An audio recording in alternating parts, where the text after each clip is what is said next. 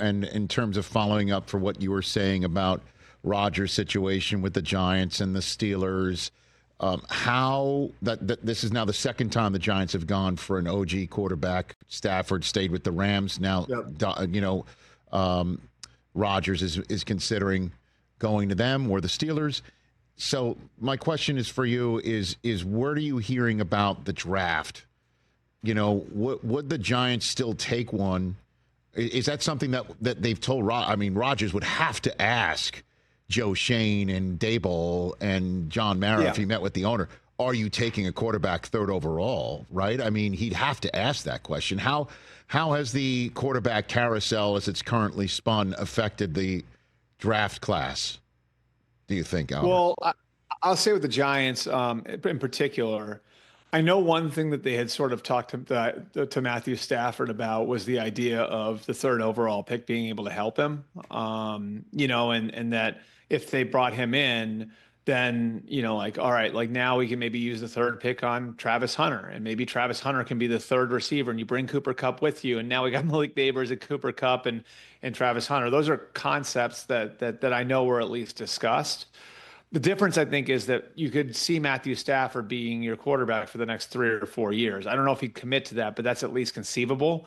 Where with Rodgers, it's probably a little bit less conceivable. And I don't think Aaron would necessarily be against the idea of having a young quarterback on the roster. I mean, I would say this, like as ugly as things got at the end in Green Bay, Aaron Rodgers and Jordan Love have a very strong relationship. Like I've talked to Jordan Love multiple times about this, about, how much he loves Aaron Rodgers and how much he feels like he owes to Aaron Rodgers. So I don't think it would have anything to do with like having to look over your shoulder, right?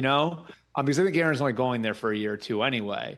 I think it would probably be more what I was talking about in the first place, which is, does Aaron want the team to use that asset on somebody who's going to help him right now? Like, I think that'd be more the question. And, we'll see. But I do think like if they signed Aaron, then they'd probably take a quarterback. My guess would be somewhere in the top 100 picks. And in terms of where the quarterbacks land, right?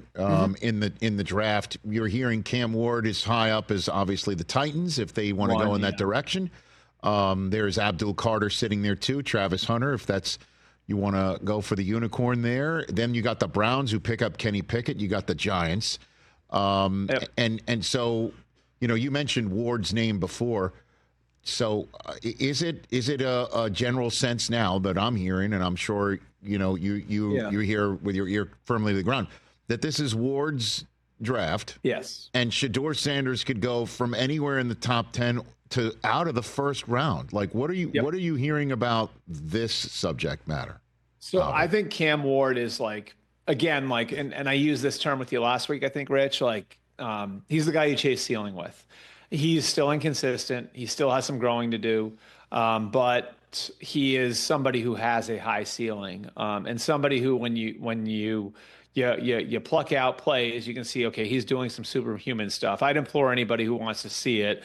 A couple scouts told me this, go to watch the Cal game, the Miami Cal game. They told me you see everything there, all the good, all the bad, like it's all there, right? So you're chasing ceiling with him, which if you're Cleveland or Tennessee in the AFC and you're contending with Lamar Jackson and Joe Burrow and Josh Allen and Patrick Mahomes and Justin Herbert and CJ Stroud and all these different guys, then maybe you do have to chase ceiling. But at the very least, that ceiling's there. I think with Shedeur, it feels to me a little bit more like Bo Nix. I haven't been able to find very many people, Rich, that think he's a first rounder. That doesn't mean nobody does. But I think, I would have said the exact same thing a day before the draft about Bo Nix. Like, where is he going to go? Well, Sean Payton, he may be a fit there, but nowhere else. And then Sean Payton takes him, So for Bo Nix, it wasn't about, proving to the league that I'm this superhuman prospect. It was finding the right fit. And ultimately he found the right fit and had a fantastic rookie year. I think that's the boat that Shedeur's in right now, where there are going to be a lot of teams that are going to look at him as a second or a third round pick based on his physical skill set. And for him, it's going to be about finding the place that looks at him differently and sees him differently and says, this guy is a fit for us in particular. It doesn't matter what he is for anybody else. He's a fit for us. Because you and I both know if he finds the right fit, if Shedeur Sanders finds the right fit and and goes on and wins a bunch of games as a rookie, nobody's going to care how 30 other teams saw him at the end of April. Catch the Rich Eisen Show live weekdays from 12 to 3 p.m. Eastern on Roku Sports Channel in the U.S.